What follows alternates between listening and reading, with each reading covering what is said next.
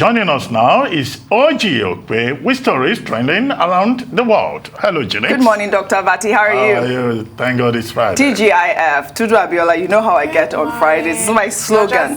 Giddy. Well, all right. Good morning to you, viewers. Here are some of the stories that are trending across the globe. In the United States, President Joe Biden asked Congress on Thursday for $33 billion to bolster Ukraine's fight against Russia, signaling a long-haul American commitment as Russia's invasion shows no sign of receding. Russia is the aggressor. No ifs, ands, or buts about it. Russia is the aggressor, and the world must and will hold Russia accountable. In Nigeria, the Oba of Benin, Ewuare II, received Vice President Yemi Osibajo at his palace in Benin City, the Edo State capital, on Thursday. The vice president, who declared his interest to contest the presidency in the 2023 general election, was soliciting the support of the monarch. No doubt, your credentials, since you have come out to run for this great office, I think you're going to give a lot of problems to your contestants, to all the others. There's no gainsaying that they are all probably shivering where they are. Under sports, Chelsea owner Roman Abramovich has demanded an additional £500 million from the bidders who wish to purchase the club. The final three suitors, Tom Bowley, Sir Martin Broughton, and Stephen Paliuka, were handed the 11th hour demand from associates of Abramovich. The Blues owner is demanding that the additional sum be guaranteed by his successors to augment what will be one of the biggest charitable donations in British history. Under entertainment, the experiences of panicked concert goers who couldn't breathe and had no clear path to escape a massive crowd surge at last year's deadly Astro World Music Festival in Houston are featured in a documentary set for release today, despite lawyers' concern that publicity from the documentary, titled Concert Crush, the Travis Scott Festival Tragedy, could taint the jury pool. Around 500 lawsuits have been filed following the November 5th concert, headlined by Travis Scott. 10 people died and hundreds of others were injured during the massive crowd surge. Finally, one of the most photographed events in the world for its head-spinning red carpet on the famous steps of the Metropolitan Museum of Art in New York, the Met Gala, is back. The annual fundraiser for the Met's Costume Institute will be hosted by actress Regina King, power couple Blake Lively and Ryan Reynolds, and actor Lin-Manuel Miranda. The Met Gala theme for this year is Gilded Glamour White Tie. And of course, Vogue magazine's editor-in-chief, Anna Wintour, will be supervising the gala, which will take place on May 2nd.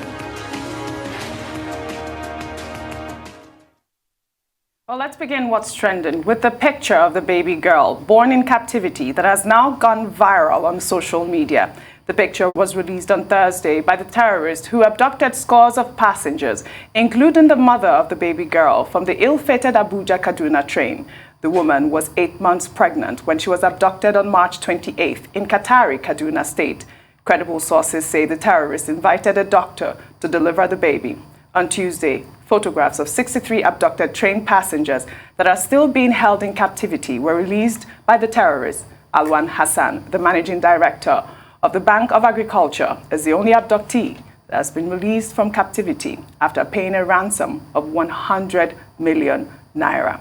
I know we discussed this story, you guys discussed this story in the headline, but I just wanted to add my voice. I am so heartbroken. This child is a victim of circumstance at this point, and Nigeria has failed her. I'll take some reactions before I come to you, Tundu. This is from Buchi, who wrote, "This has got me in tears. How can a child be born in captivity this way? How have we gone this bad as a country? What of the military? Why can't they do something to rescue these people?" Well, Titilayo wrote, "It can't get worse or messier than this. Terrorists abduct citizens, post their pictures. negotiate with the government, and finally operating their own maternity clinic where their victims give birth to babies unchallenged. Buhari-led APC government finally ceded power and sovereignty to terrorists. Over to you, Chinjo. Well, that's completely spot on, because they were able to get her, the mother, the expectant mother, was able to get medical attention. So we do know that there is a whole community supporting the terrorists. They have people supplying their food, because obviously they live in this forest. People come to them. There was a story recently about a lady who was caught providing sex workers to the terrorists. Yes. They have an entire ecosystem that they have created within Nigeria. It is nothing short of disgraceful. And yes, the picture of that beautiful, thankfully healthy baby breaks your heart. This should never have happened. I just despair for the family. This is how they are getting to meet this child. This is how her father is getting to meet her, and all the other people who have been excitedly expecting her arrival into the world. I was talking about naming ceremony that they must have been expecting to hold in her honor, and this is what they get, and no word yet from the government. It is imperative at this point. This terrorist, why they have released her picture, is to tug at everybody's heartstrings, because nobody can resist. That's exactly the innocence, what they have done. The purity of this. Yes. And they've succeeded. No, because we're not animals. No. You have to feel this. So it's really, at this point, the government has to do whatever it takes to just get her out. You made reference to the MD who was released after paying the ransom. They said that that was an act of mercy because of Ramadan, and he was allowed to pay ransom. The awful thing about this situation is that with the families are not even being given that opportunity. The terrorists are actually just looking directly to the federal government and have made their demands. As I said yesterday, yes, it's distasteful, it's awful, but if that was your baby in the forest, you wouldn't think about it. President Obama did a prison swap for Sergeant Bull Bergdahl for 5 Taliban prisoners, because he's thinking about that man's life and the horrible death he no doubt would have met if he failed to do that. We have to put a human face on these things, and there's no more appropriate face than the face of an innocent, vulnerable newborn in a forest. For goodness sake. It needs to come out. Well, as I said earlier, there can be no more sobering reminder of the kind of pressure cooker lives that we live in Nigeria, in a manner that life has become nasty, short, brutish, and sad for the living, the unborn, and the dead. The living were abducted on March 28 in that Kaduna train attack. 2 pregnant women involved in it, so 2 persons, 2 unborn children were involved. One of them has now been born. In captivity, in the den of kidnappers and terrorists. And then, of course, even the dead is not safe in Nigeria. In the last 1 week or so, I've read stories of grave robbers going to graves to go and cut off the head of the dead. That is the kind of situation in which we have found ourselves in Nigeria. And when we talk about creeping anarchy in the country, you know, some people say, no, you are exaggerating. You are being unpatriotic. But this is a clear evidence. A newborn child born into captivity. Very sad. It's already about a month since President Muhammadu Buhari gave marching orders to the security chiefs to make sure that those persons who had been abducted in that train attack and all other abductees, wherever they may be, are freed by the security chiefs. It's been more than 2 weeks since the president again called another special meeting with the security chiefs, and his main message there included this particular, terrorists who abducted persons after that attack on the Kaduna-bound train. Nothing has happened. Instead, what we are hearing are tales of woe and agony, jeremiad, on the part of the relatives of the affected persons, who say they are even willing to pay ransom. They even took their case to the National Human Rights Commission, but nobody is providing any support for them or any assistance whatsoever. And then now we hear that a child has been born. Yes, Tundu, I agree with you absolutely. Yes, there is an ecosystem, a terror ecosystem in Nigeria. The doctors were even invited to take delivery of the baby, okay? And the doctors were not abducted, they were allowed to go. So which means that there's free passage, which also means that their location is known. Correct. What was the point been made by the governor of Kaduna State. Yes. That these persons, where they are, people have knowledge. They use cell phones because they probably use cell phones to summon those doctors. And who are these doctors anyway? Can they be identified? If indeed the state is playing deaf and dumb about the location of these persons, maybe these doctors, will act as patriots and, lead them to these persons to see how the abducted persons can be rescued. Among the abducted persons, you have persons who have no access to their medications. People suffering from hypertension, cancer, prostate, and whatever. I think I saw a piece. Someone who has knowledge of the condition in the camp, reported that somewhere. You also have people who are just sick. You have people also, children. Now we have a day-old baby. There are also toddlers in that camp. It's really sad. I mean, how really worse can it get before somebody wakes up? And this is why we make the point that whoever wants to be president or governor or whatever in 2023, security, making life safe and secure for the average Nigerian, for everyone living within this territory called Nigeria, should be a major priority. Right. Well said, Dr. Bati. Hope she gets released soon. So do I. We'll take another story. The former Emir of Kano, Muhammadu Sanusi II, has secured the release of 59 inmates with minor offences from prisons across Kano State. Sanusi paid their fines through his foundation, the Muhammadu Sanusi Foundation. While Muji Taba Abba, the foundation's coordinator, said the former emir gave permission to secure the release of the 59 persons after the payment of over 16 million naira in fines and restitution. He further stated that a lot of the prisoners were victims of circumstances and they were incarcerated on issues of debt and other minor cases. While the foundation, according to the coordinator, had been carrying out similar gestures for years, and they are calling on wealthy individuals to assist the poor and underprivileged in the society. I think this is about the best gesture I have seen this year so far. The issue of overcrowded prisons. We've been discussing this for, I believe, for years now. And this gesture to me is one of those that we need people, these types of philanthropists, to focus on really, because once you're able to, declutter those prison cells, I think it's one of the steps to go in making sure that our society is easy at this point, Tundu Abiola.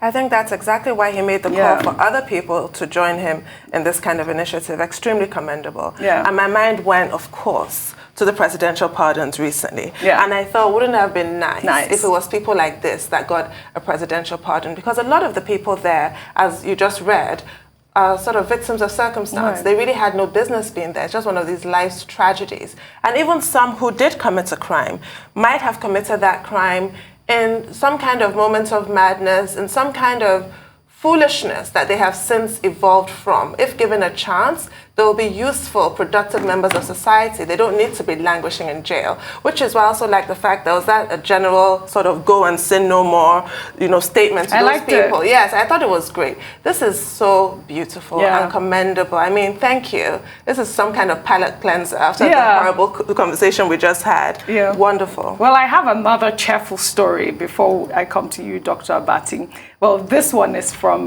Kaduna State, if we can take this story. 17 children of an APC governorship aspirant, Alahaji Sa'aban, on Thursday gifted their father the sum of 50 million naira to purchase an expression of interest and nomination form. The eldest daughter of the governorship aspirant on Thursday said her siblings came together to purchase the form because they believe that their father, who is an astute politician, with great competence and ability, has what it takes to govern and bring lasting peace to Kaduna State. I cannot stop smiling. I just wanted to talk about both stories at the same time. Dr. Abati. Let me start with the philanthropy, the large-heartedness, the kindness of, Emir Sanusi Lamido,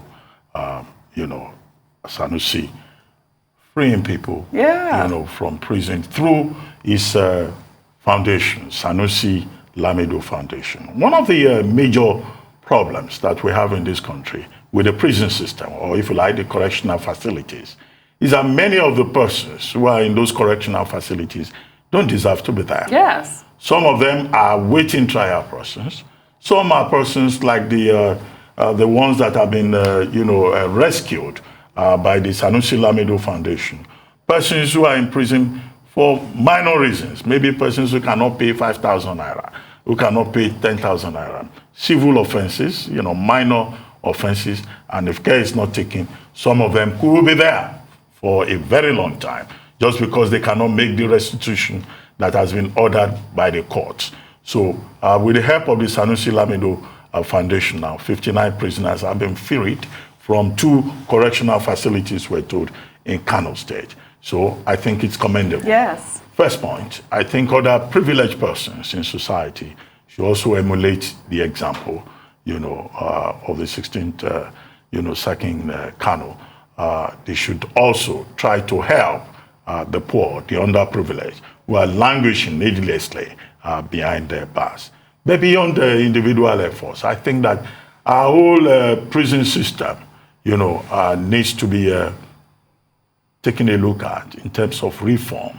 In some other jurisdictions, when people are sent to correctional facilities, the emphasis is on correction, is to rehabilitate them after punishing them, not to destroy them. But the jurisprudence in Nigeria here, once you are sent to prison, it is to destroy you. In fact, you don't want to spend a night in police detention. That is when you will know what the meaning of freedom. There is one country in Europe where, in fact, they are looking for prisoners. They can't find prisoners, okay? Because the place is so nice, it's so well taken care of.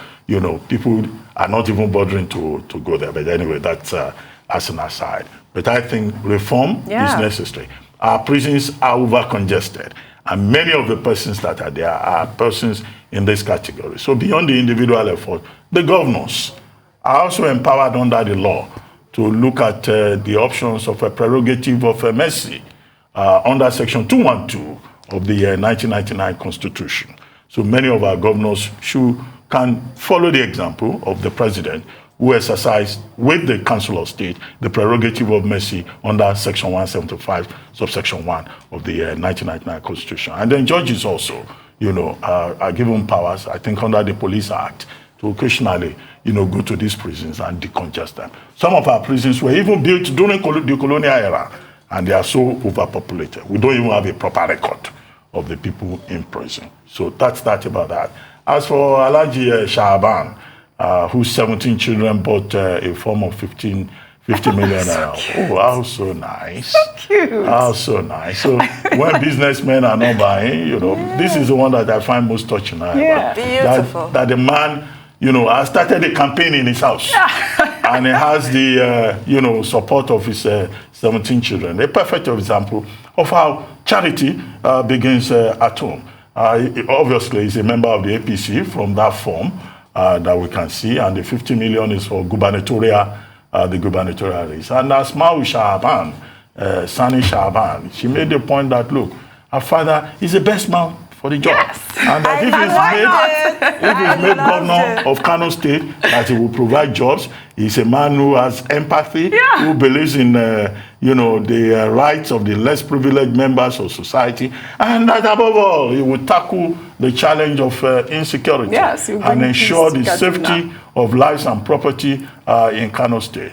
I mean, he has already won votes, in his home if he gets the ticket of the party. Absolutely. And not many people are that popular in their homes, No, they're not. His 17 children are supporting him. They did very well. Asmau, I guess if the father succeeds, will be a very good campaign manager for our father. Can I just say, though, the magistrates going to decongest the prisons is Administration of Criminal Justice Act, and I'm not sure that provision is ever, Is ever adhered to, unfortunately. But with regards to Alahaji Sa'aban, I mean, I'm just so touched. We all pray to reap the fruits of our labor over our children, don't we? And this is a man doing that. Well, and the way she spoke so glowingly of her dad. Oh, I love that story. Thank you for sharing. Welcome. I love my Fridays. Well, let's take this final story to set up your weekend by highlighting Grammy Award winning Afro-fusion artist Burna Boy, who on Thursday joined the ranks of Michael Jackson, Elvis Presley, and the Beatles to have a sold-out concert at the Madison Square Garden in New York. Let's take a look. If you send me the location, then I'll be right there. Say, make I come check you, my baby. And my dog is on probation. Another 5 years. Just bring girls to this location. Jump, jump! Make I was too bad, and I can put a couple grand on my pocket right now. Yeah, I'm so fly, that I'm rocking right now. And all the games you play, never stop right now. I pull up on the block, I see everybody watching, cause it's diamonds on my chain, and it's diamonds on my watch. Money moves, off-white shoes, came straight from Virgil Abloh. I've been down, I've been low, had my mattress on the floor. Now we have no young belly. Can I ring my cellular? My big fat slip on it. In the big black Benz pull it up. Please tell everybody to start pulling up. Enough champagne from the bar coming up. Party hard, make I live my life. Jump! Think I was never a minute to the top. I am so proud of this African giant. Tundu, Dr. Abati, just so you know, this is such a big deal. The Madison Square Garden. We are so proud. Please, these are the people that have been making Nigeria proud. From the music industry, kudos to you guys. Yeah. Well, congratulations to Odogu. Oluwabana. When he was with Trevor Noah, he said, look, I'm way too big. And he's proven it. Absolutely. Congratulations to him. Well, Thank you very much, have a great weekend. Well, thanks, Oji. That's all I have for you on What's Trending today. I'll see you all next week.